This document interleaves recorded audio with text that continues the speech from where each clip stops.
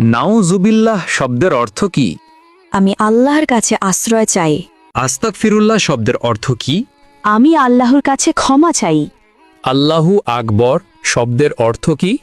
আল্লাহ মহান বা আল্লাহ সর্বশ্রেষ্ঠ। মাশাআল্লাহ শব্দের অর্থ কি? আল্লাহ যেমনটি চেয়েছেন। জাযাকাল্লাহ শব্দের অর্থ কি? আল্লাহ তাআলা আপনাকে উত্তম প্রতিদান দিন। আসসালামু আলাইকুম এর অর্থ কি? আপনার মৃত্যু হোক। সালাম আলাইকুমের অর্থ কি? উটের নাড়ি ভুঁড়ি আপনার জন্য। সালাম আলাইকুম এর অর্থ কি? আপনার ওপর গজব পড়ুক। আসসালামু আলাইকুম এর অর্থ কি? আপনার ওপর আল্লাহর শান্তি বর্ষিত হোক। চৌধুরী শব্দের বাংলা অর্থ কি? 4 অঞ্চলের প্রধান। শিকদার শব্দের বাংলা অর্থ কি? জমিদারের সহকারী। খন্দকার শব্দের বাংলা অর্থ কি? ধর্মীয় জ্ঞান সম্পন্ন ব্যক্তি। শেখ শব্দের বাংলা অর্থ কি? জ্ঞানী বা পণ্ডিত। খান শব্দের বাংলা অর্থ কি? নেতা বা শাসক। মৃত্যুর পর শ্বাসযন্ত্র কতক্ষণ জীবিত থাকে? 4 ঘন্টা। মৃত্যুর পর মস্তিষ্ক কতক্ষণ জীবিত থাকে? 20 মিনিট। মৃত্যুর পর কিডনি কতক্ষণ জীবিত থাকে? 26 ঘন্টা।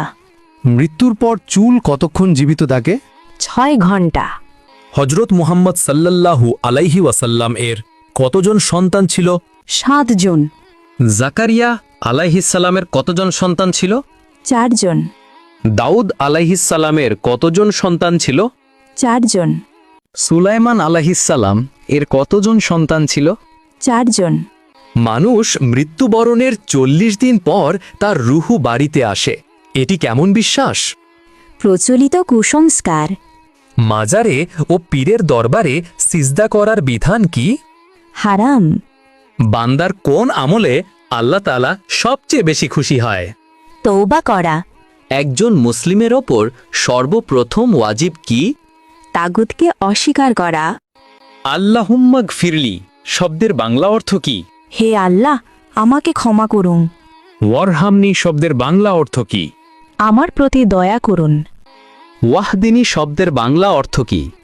আমাকে সঠিক পথ দেখান। ওয়া আফিনী শব্দের বাংলা অর্থ কি? আমাকে সুস্থতা দান করুন। ওয়ারজুগনি শব্দের বাংলা অর্থ কি? আমাকে রিজিক দান করুন। আল্লাহুম্মা গফিরলি শব্দের বাংলা অর্থ কি? হে আল্লাহ, আমাকে ক্ষমা করুন। ওয়ারহামনি শব্দের বাংলা অর্থ কি? আমার প্রতি দয়া করুন। ওয়াহদিনী শব্দের বাংলা অর্থ কি? আমাকে সঠিক পথ দেখান। ওয়া আফিনী শব্দের বাংলা অর্থ কি? আমাকে সুস্থতা দান করুন। ওয়ারজুগনি শব্দের বাংলা অর্থ কি? আমাকে রিজিক দান করুন।